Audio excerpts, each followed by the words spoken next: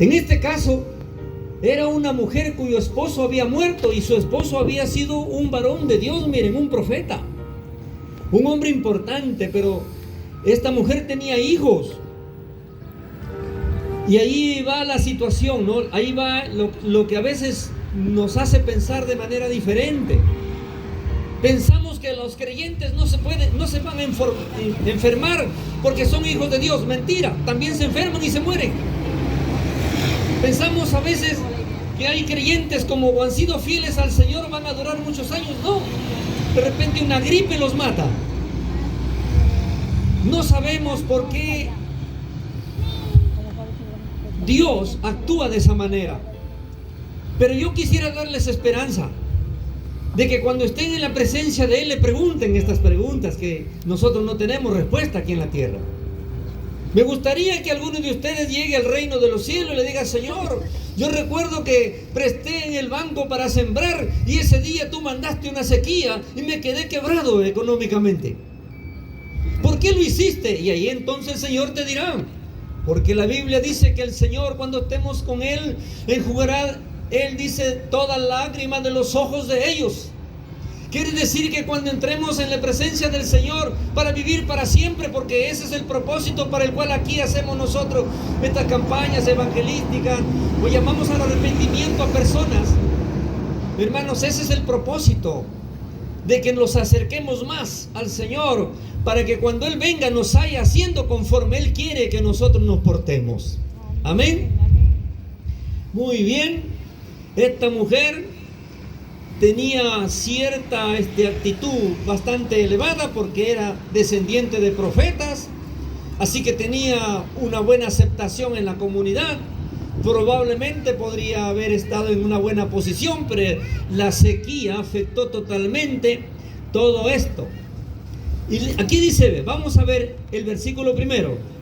Y cierta mujer de las mujeres de los hijos de los profetas clamó a Eliseo diciendo, clamó a Eliseo diciendo: tu siervo mi marido ha muerto, y tú sabes que tu siervo era temeroso del Señor, y ha venido el acreedor para tomarse 2 hijos míos por siervos. Ahí está. Aparte, hermanos, de la miseria que había en ese tiempo, había otras cosas más que azotaban a la vida de la gente. Esta mujer se había quedado viuda. Y qué doloroso es para una mujer sustentar a sus hijos sola sin la intervención del padre. Aquí dice la Biblia que la mujer apeló en su oración, apeló a la vida o a la existencia de su esposo, que ya no estaba en ese tiempo, que ya había muerto. Su apelación fue: no te olvides, Señor, que mi siervo ha sido fiel. En otras palabras, le está reclamando y diciéndole por qué lo habría de haber matado si su esposo era fiel a Dios. ¿Entiende? Nadie está contento cuando muere un familiar. Y lo primero que hacemos es renegar. Y a veces a Dios lo tomamos como un mentiroso, ¿no? Porque decimos, ¿por qué Dios permitió? ¿Por qué, Señor? Sabiendo que yo lo necesitaba, mi esposo, mis hijos tan pequeños. Pero ella dijo, tu siervo, mi marido, ha muerto. Y han venido los acreedores, aquellos a quienes mi esposo les prestaba dinero para el sustento de la casa. Han venido a quitarme mis hijos para explotarlos como esclavos. Esa fue la apreciación, la oración que hizo esta mujer en su agonía, en su desesperación, en su angustia, en su soledad. Imagínese, hermano, si una de ustedes estaría en esa misma condición. Muy bien. No sabemos. Y es más, dice que este hombre, que era el esposo fallecido, era como decir, un edecán de algún profeta. Quiere decir que había estado siempre ejerciendo un ministerio al lado de un gran profeta. Imagínense, ¿ah?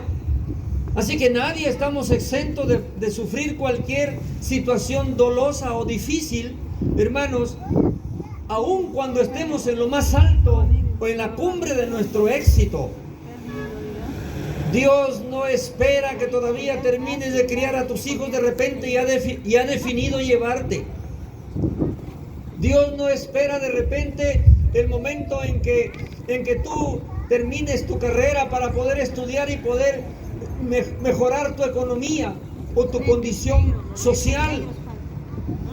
Dios no tiene ese tipo de percepciones. Dios te llama en el momento que Él ha decidido llamarte. Dios comienza a tratar contigo en el momento que menos esperas. De repente ya llegaste a la cúspide de una buena economía. De repente tienes una solvencia económica enorme, pero no sabes que mañana puede venir o puede haber determinado el Señor el fin de tus días. Qué triste es, ¿verdad? Quedan huérfanos, chicos huérfanos, familias económicamente devastadas. Y la pregunta es, ¿por qué Dios permite tales cosas? Y la respuesta es, por decir, de repente, un silencio de parte de Dios. Por si acaso, esta mujer había estado llorando varios meses, varios días, y Dios no le respondía. Pero allí había en ese tiempo un profeta. ¿Cómo se llamaba el profeta? Eliseo. Y la mujer probablemente cada vez que lo encontraba le amargaba la vida al profeta.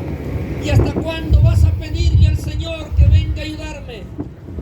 ¿Hasta cuándo el Señor me va a venir a socorrer? Mis hijos mueren de hambre, no hay trabajo, hay sequía.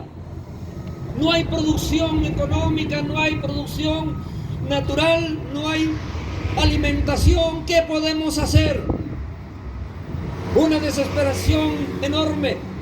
Sin embargo, esta mujer, hermanos, esta queja la estaba presentando delante del profeta, y Eliseo le dijo: ¿qué te puedo hacer yo? Él me mandó a profetizar de que no iba a haber agua por tantos años, y yo lo profeticé y así se dio. Él me mandó y yo obedecí. Yo no tengo la culpa que haya sequía. En otras palabras, mira, porque él era un emisario de Dios, era un profeta de Dios, tenía que decir lo que Dios le enviaba a decir. En otras palabras, no tenía él cómo ayudarle tampoco, porque él también vivía en situaciones mucho más de repente difíciles que la de la mujer.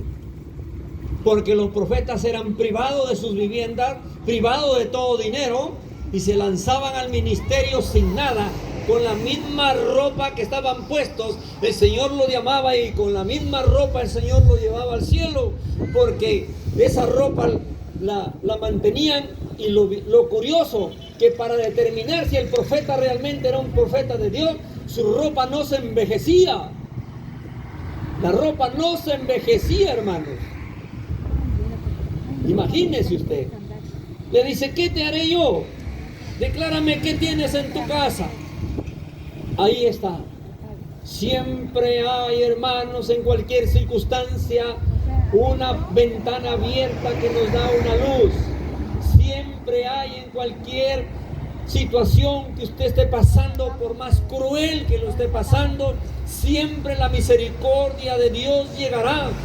No quizá en el momento que usted quiere, sino en el momento de Dios. Amén. En el momento de Dios. Dios nunca llega tarde, ni nunca llega tempranamente. Llega en el tiempo perfecto. Así que no te estés quejando. Amén.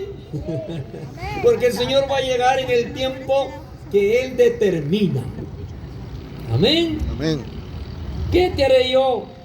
Y ella dijo, tu sierva ninguna cosa tiene. Qué pobre era esta mujer, ¿no?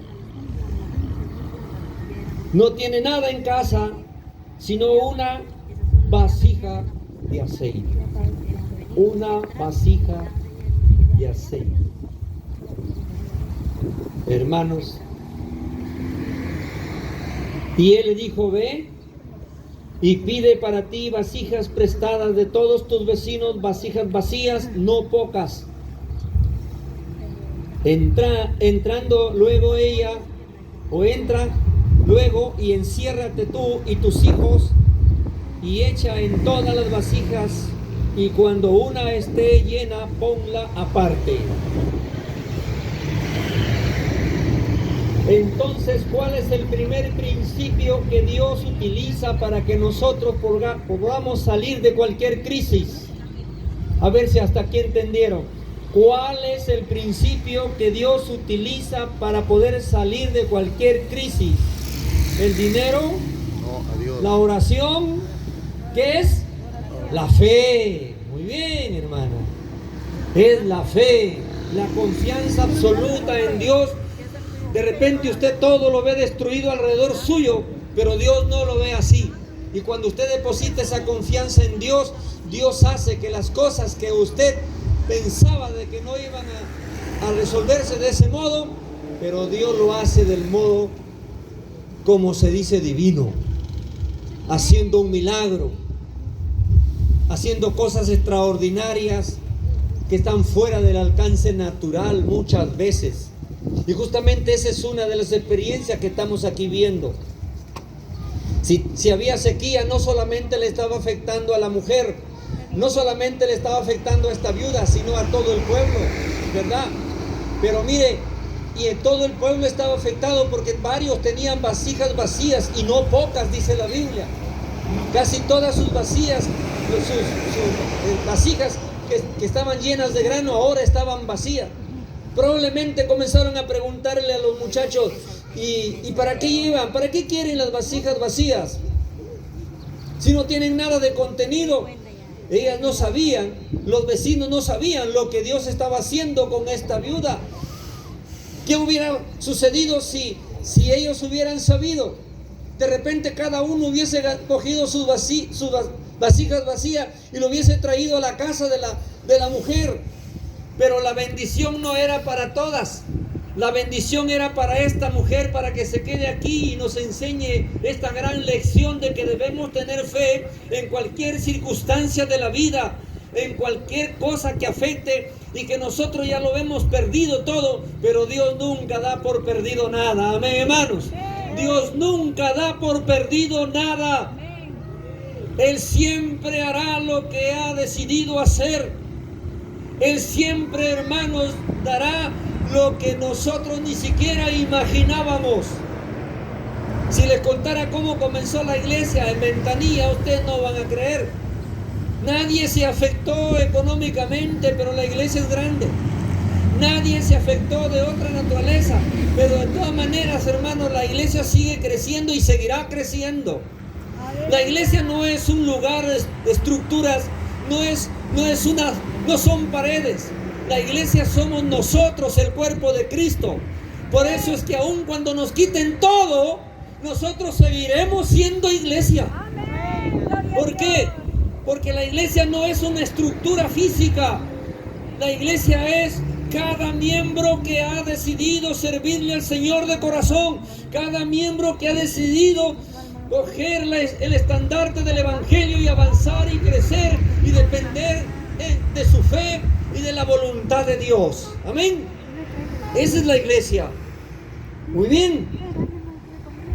Estos muchachos, sus hijos de esta mujer, comenzaron a cargar vasijas vacías y las colocaban al lado de las que estaban ya llenas, y se comenzaban a llenar porque le lanzaban un poquito nomás y aumentaba como espuma el aceite. ¿Cómo se llama eso? Un milagro. Un milagro rompe las leyes naturales. Por eso es que a mí no me da vergüenza decir que hay milagros, que existen los milagros, porque un milagro, su característica es que rompe las causas naturales. Amén. Entonces, los muchachos estaban, hermanos, trayendo las vasijas vacías, echaban una porción de aceite y comenzaba a elevarse el aceite. Y cuando ya no había ninguna vasija entre los vecinos, dice la Biblia, cesó el aceite. Ahí también hay otra situación que debemos aprender. Algunos dicen, no se puede, hermano. Mejor diga que sí se puede, y si no, no diga nada. Porque ese no se puede pone una barrera para que la gracia de Dios comience a sobreabundar. Pone una estocada ahí o una franja ahí negativa que no permite que la fe se desarrolle. Mire, hermanos, acabaron las vasijas. Listo. Ahora dice aquí, pero miren la forma como ella actúa. Y se fue la mujer y cerró la puerta, encerrándose ella y sus hijos, y ellos le traían las vasijas y ella echaba del aceite. Cuando las vasijas estuvieron llenas, dijo a un hijo suyo, trae aún otras vasijas, y él dijo, no hay más vasijas. Entonces cesó el aceite. Ahí está. El problema de nosotros creo que es que nos reunimos, que nosotros hemos aprendido a reunir pocas vasijas. A ver, ¿entendieron lo que les dije? Nosotros estamos acostumbrados a reunir pocas vasijas, muy pocas vasijas. Y eso es cuando la fe es muy débil. Eso es cuando usted no le cree a Dios. Los hombres más grandes, los hombres que se mencionan en la Biblia, le creyeron a Dios. Le creyeron a Dios aún cuando las cosas que Dios les había dicho que iban a suceder rompían el equilibrio natural. Porque ellos tenían la confianza en que Dios era supremo y que podía hacer todas las cosas. Nosotros creemos en un Dios muy minimizado, muy chiquito. Creemos que Dios no puede sanar el cáncer, creemos que Dios no puede sanar la lepra. Pero la Biblia tiene una gama de experiencias y de historias que hombres en esa época han sido sanados de enfermedades incurables. Había un rey que tenía una enfermedad incurable que ahora le llamamos cáncer, y el Señor lo curó del cáncer. Ahora hay personas que se mueren con cáncer continuamente. Pero si el creyente, hermano, comienza a aferrarse a esa palabra de que para Dios no hay nada imposible y que para Dios todo es posible, entonces el Espíritu de Dios abrirá su conciencia y su corazón y aportará con una porción de fe para que usted crea que las cosas, incluso aunque sean invisibles para nosotros, pero para Dios son totalmente visibles. Amén. Nos falta un poco de fe. Debemos creerle a Dios. No por mucho tiempo estaremos como los judíos ahí andando por el desierto haciendo campañas por todos lados.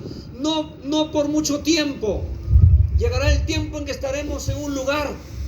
Llegará el tiempo que el Señor, que es del Señor, y que Él ha de darnos esa posibilidad. Entonces nosotros solamente creyendo tenemos que alcanzar lo que Dios nos da.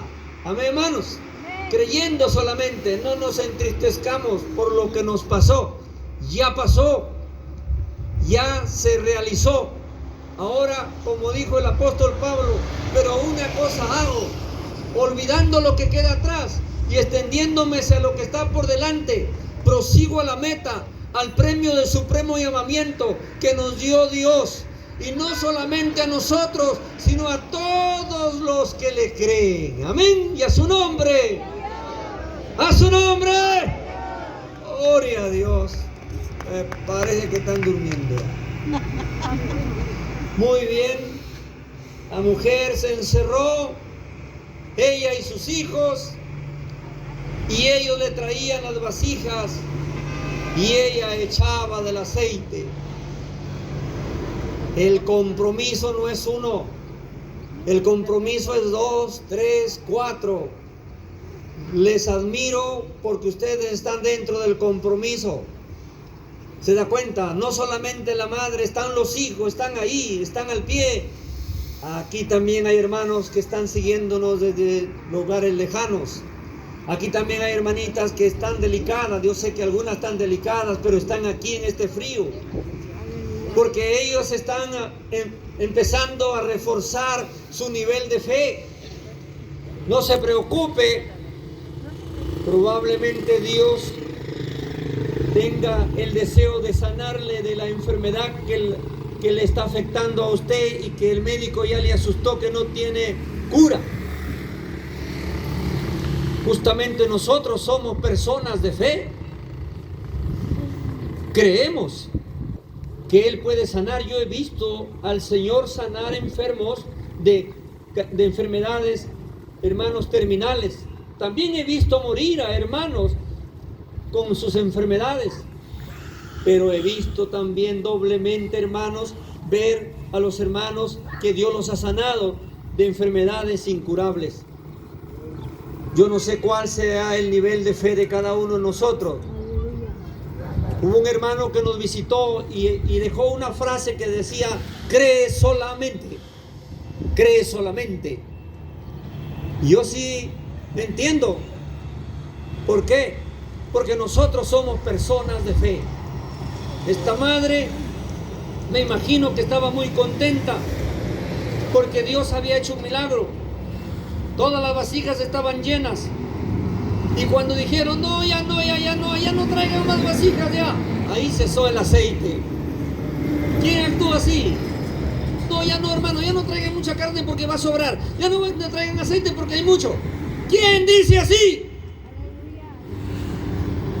Los hermanos de la gracia, los creyentes, los evangélicos. Ya no compren mucho, hermano, se va a desperdiciar. ¿Y qué te importa? Si nosotros somos personas de fe, pero hasta la otra fiesta se malogra, no se malogra. ¿Saben por qué? No se malogra, porque Dios ha permitido que esté allí. Confíe en Dios, crea solamente. Amén. Hay que ir rompiendo algunos estereotipos que se están queriendo meter a la iglesia y hacernos entender que Dios está reduciendo su nivel de poder. No, Dios sigue siendo el mismo, dice la Biblia, ayer, hoy y por los siglos. No cambiará. La Biblia dice que no se cansa, nunca experimenta el cansancio porque es Dios. No tiene las limitaciones que el hombre tiene. Si esta mujer hubiera seguido trayendo vasijas, todas las vasijas que habrían puesto a los pies de esta mujer habrían sido llenadas por el poder de Dios. Pero ella dijo, ya no hay vasijas. Y cesó el aceite. Amén. Luego dice, vino ella luego y lo contó al varón de Dios. Es importante que cuando Dios haga una obra grande en tu vida, cuéntale a tu líder, cuéntale al siervo con quienes tú estás trabajando, cuéntale a los hermanos, dile esto es lo que hizo Dios conmigo, porque a través de esa experiencia puede ser que la fe de alguien se active, puede ser que la fe de alguien crezca más. Mientras más nosotros evidenciamos el poder de Dios, más tenemos que tener el tiempo para dárselo a los demás. Mira, Dios hizo tal cosa en tal lugar. Mira, Dios hizo tal cosa en este lugar. No había esto, pero de pronto Dios no sé qué hizo, pero de pronto todos comimos. Acordémonos del ministerio del Señor. Cuando el Señor ejercía su ministerio, dice que una vez llegaron una multitud de gente y los discípulos estaban totalmente incómodos. Señor, ¿y ahora qué les vamos a dar de comer? Imagínense, ¿eh? Y el Señor le dijo, denle de comer ustedes, pues. Dijeron, Señor, ¿y ahora dónde? No, denle de comer ustedes. Y el Señor les dijo a ellos, hombres de poca fe, ¿cuánto tiempo habían visto milagros? ¿Cuánto tiempo habían visto maravillas que Dios hacía? Que el Señor Jesús poniendo las manos, sanando enfermos. levantando a los muertos. Y no podían creer de que Dios podía alimentar a 5,000 personas. No podían creer. Por eso en el sermón del monte, en el capítulo 5 está esa historia. ¿Cuántos habían? Dicen como 5,000. ¿Y con cuántos peces y con cuántos panes Dios les dio de comer a esos 5,000? Con 5 panes y 2 peces, creo que dice la Biblia. Si hay uno más, póngale uno más. Pero esa cantidad, hermano, abasteció para más de 5,000 personas. Le pregunto a usted, ese mismo Señor que estuvo ahí con los hombres en Galilea, que subió al monte y se sentó ahí y comenzó a enseñarles. Y cuando terminó la enseñanza, no había dónde almuercen. De repente los restaurantes estaban lejos, pero ellos estaban allí. Y el Señor dijo, ¿qué cosa han traído? Acá hay un muchacho que ha traído 5 panes y 2 peces. 5 panes y 2 peces.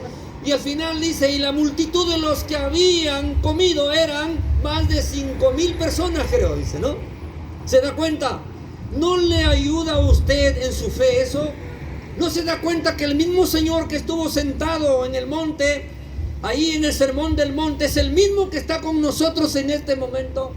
¿No se ha dado cuenta que el Señor, el mismo que estuvo haciendo milagros en el territorio de Israel, está en este momento? Porque la Biblia dice, donde están 2 o 3 en mi nombre, ahí estoy yo en medio de ellos. Y a su nombre. Aquí está el Señor en esta tarde. Y si no lo sientes, necesitamos llevarte a otro lugar. Porque la presencia de Dios, dice la Biblia, donde están 2 o 3 congregados en su nombre, aquí hay más de 10. Por lo tanto, aquí está. Quién sabe, usted no lo ve. Con los ojos de la fe no lo ve. Pero eso no significa que no puede creer que Él está aquí. Quién sabe no lo veas, pero ¿crees que está aquí o no? ¿Cree usted que está aquí el Señor? Gloria a Dios. Esta mujer, hermanos, al ver que ya no había vasijas, dice la Biblia, que hizo, aconteció, dice, ya se perdió, creo, acá está.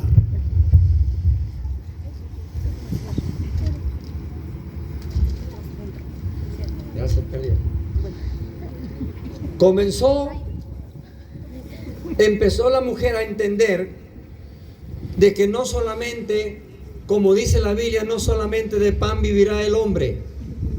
Ella escuchó la palabra de Dios. Ella escuchó lo que Dios le dijo por medio del profeta. Ella escuchó esa palabra que venía del cielo al profeta, y el profeta se la transmitió a ella. Y esa palabra ejerció una tremenda fe en esta mujer. De tal manera que dice la Biblia, más adelante, dice que esta mujer tuvo alimento hasta que vino la lluvia. ¿Me entiende? Hasta que vino la producción agrícola de nuevo. Hasta cuando vino los nuevos sembríos. Y hermano, o sea, imagínese usted el poder y la gracia de Dios. Así que si aquí hay una madre soltera y el esposo se la ha dado de vivo y se ha ido de lejos y no le manda nada, comience a confiar en Dios. Comience a pedirle a Dios que sustente a sus hijos, no sé cuánto, 1 o 2. Comience a pedirle al Señor. Y el Señor se encargará de ese pillo que se fue dejándole así. ¿Sabe por qué? Porque Dios, por si acaso dice la Biblia, ¿qué cosa es de las viudas? ¿Qué cosa es? Solícito. ¿Qué más dice? Amparador de huérfanos. Y, claro, sustentador de viudas. Así dice la Biblia. De personas que no tienen recursos. Nuestro país es uno de los países más pobres económicamente de América del Sur, pero es el más rico en recursos. Entonces nosotros tenemos que clamar a Dios para que los que están en el gobierno no se cojan los recursos que le corresponde a los pobres, porque no solamente van a recibir retribución negativa, sino que van a recibir la muerte y la destrucción. ¿Sabe por qué? por su maldad, por robarse los recursos de los ciudadanos de a pie, por robarse los recursos que le corresponden a la sociedad, a las mismas personas que inocentemente votaron por ellos.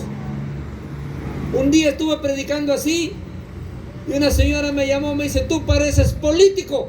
No, estoy atacando a los políticos, estoy diciéndoles que no le quiten los recursos a los niños pequeños para que no salgan desnutridos, para que tengan capacidades para aprender. ¿Se da cuenta? Eso es una realidad en nuestro país.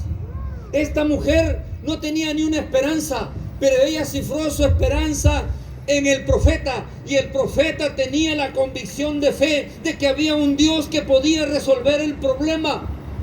Y por esa razón es que Dios hizo ese milagro, y Dios se glorificó en esta mujer. No nos dice nada más a partir de ahí. No nos dice que los hijos de esta mujer fueron grandes evangelistas o grandes profetas. No nos dice absolutamente nada. Pero lo que sí nos dice es que esa mujer fue sustentada todo el tiempo. Amén. Fue sustentada todo el tiempo, hermanos. Y una vez que ella hizo eso, Dios comenzó a hacer cosas maravillosas. Y a partir de ahí, hermanos, de ahí cuando usted lee todo ese libro, va a darse cuenta cómo de manera progresiva Dios va haciendo cosas más grandes en Israel. Va bendiciendo a Israel y va alejando a los enemigos, porque era un tiempo en que ellos estaban justo por cosechar y venían los extranjeros y se llevaban todos los bienes, hermanos, todo lo que de la cosecha. Pero el Señor comenzó a tratar con los pueblos de alrededor que eran paganos y servían a Satanás, y Dios lo engrandeció, hermanos. Pero también Satanás comenzó a destruir a Israel. Ahora Israel está luchando contra 4 naciones que están alrededor suyo. Israel tiene una arma más poderosa que ningún país, por más sofisticado que sea, lo tiene. Israel es un peligro inminente para los países grandes. ¿Sabe por qué? Porque Dios le dijo a Israel, a Abraham, que a su descendencia la pondría por cabeza y no por cola. Por lo tanto, hay que temer cuando Dios comienza a mover a Israel, porque cuando Dios comienza a intervenir con su pueblo, hermanos, ninguna nación podrá levantarse, porque esa es la promesa que Dios le ha hecho a Israel. Esta mujer es familiar de los hombres y mujeres que hay en Israel. El Señor les ha dado muchas promesas y muchas bendiciones, pero si obedecen. Amén. Nosotros también tenemos los mismos privilegios. La Biblia dice que nosotros somos el Israel espiritual, no el Israel de carácter físico, sino el Israel espiritual. Quiere decir que cuando dice espiritual, quiere decir que nosotros somos israelitas mediante la fe, así como los israelitas, hermanos, adoran a Dios, también nosotros adoramos al Señor. Amén. Y también tenemos los privilegios que tienen los judíos. Quién sabe, no más que ellos, pero sí estamos ahí al lado de ellos. Amén. Cuando Pablo comenzó a predicarle a los gentiles, los judíos se pusieron celosos. Cuando los apóstoles comenzaron por todas partes a predicar, los judíos se sentían incómodos. ¿Por qué tienen que transferir esa fe? Nosotros tenemos a nuestro Dios, pero el Señor dijo, porque de tal manera amó Dios al mundo. Amén. Porque de tal manera amó Dios al mundo. Ya no dijo solamente a Israel, sino porque de tal manera amó Dios al mundo que ha dado a su Hijo unigénito, para que todo aquel que en Él crea no se pierda, mas tenga vida eterna. Porque no envió Dios a su Hijo para destruir al mundo, sino, ¿para qué dice? Para que sea salvo. Amén. Esa promesa llévese ahora. Cuando llegue a su casa, yo soy salvo por la gracia de Dios.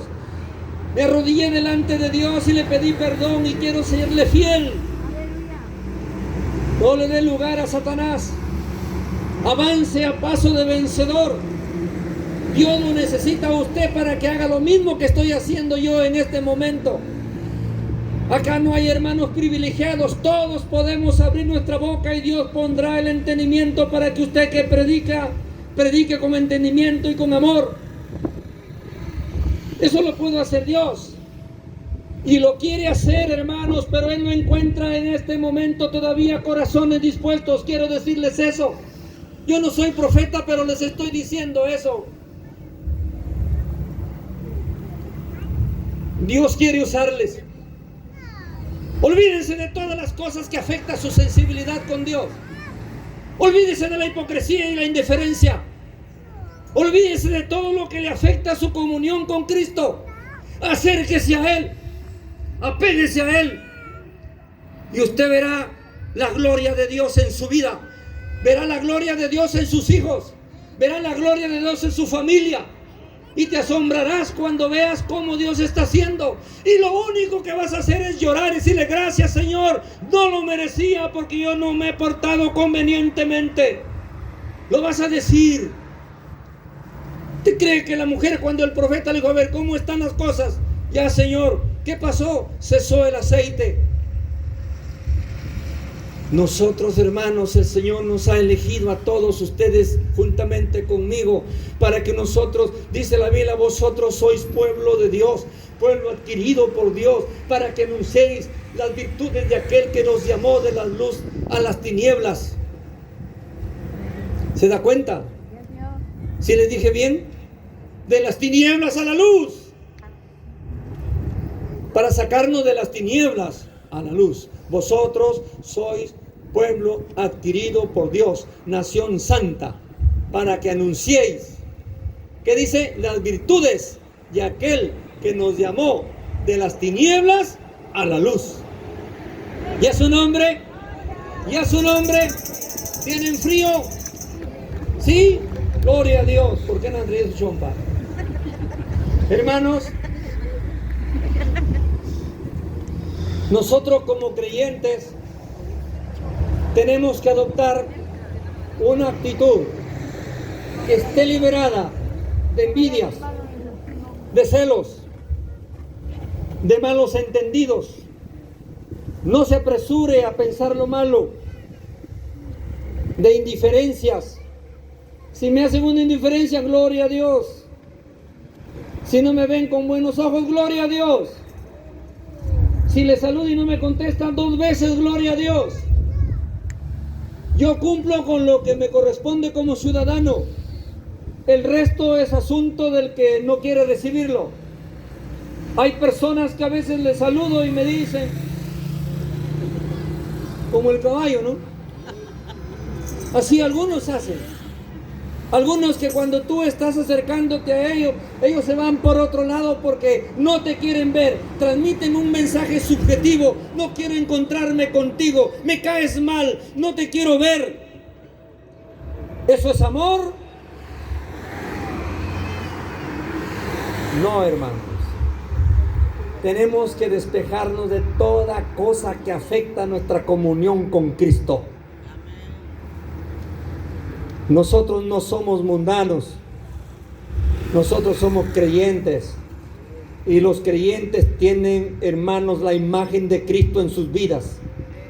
Los creyentes tienen el perfil de Cristo, manso y humilde de corazón, sin murmurar, sin criticar, sin estar por detrás de las espaldas de alguno, estar tratando de amargar la vida a otros. No, hermanos, ese comportamiento es del diablo. Ese comportamiento no corresponde al de un hijo de Dios.